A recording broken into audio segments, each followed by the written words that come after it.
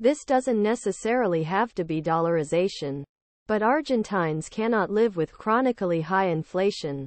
It is extremely difficult. However, reasons for turning to dollar are different, and global stability of dollar is not always a long-term solution.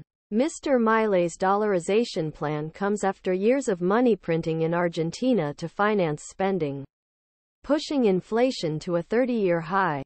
Whatever form economic policies take, Argentines are crying out for stability. The US dollar has always carried a certain cash. He won this fall's presidential runoff with 56% of vote.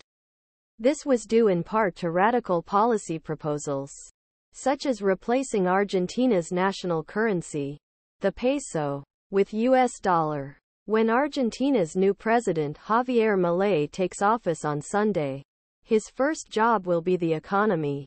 Buenos Aires grocer Jenny Contreras does her best to keep costs low by updating her price list every week. That has become increasingly difficult in recent years. Inflation is now running at 143 annually.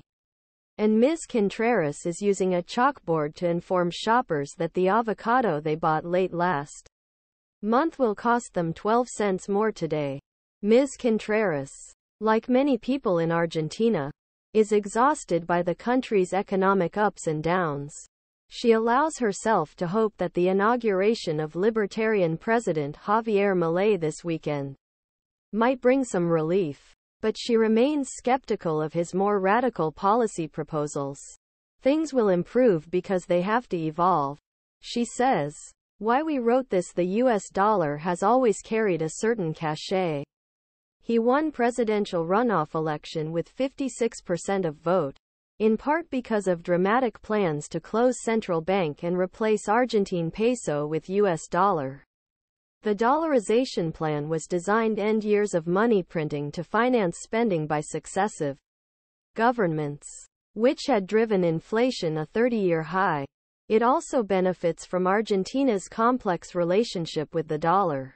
Many people here use it to both save money and buy durable goods like cars and homes. But when Mr. Milei becomes president on Sunday, he will be the first leader in more than 2 decades to seriously propose dollarization.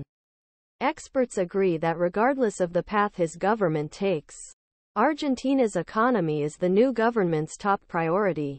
The solution doesn't have to be dollarization, he says, adding, but Argentinians can't live with chronically high inflation.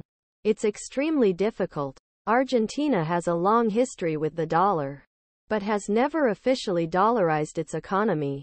It pegged the peso to the US dollar at a 1-to-1 ratio for a decade, starting in 1991.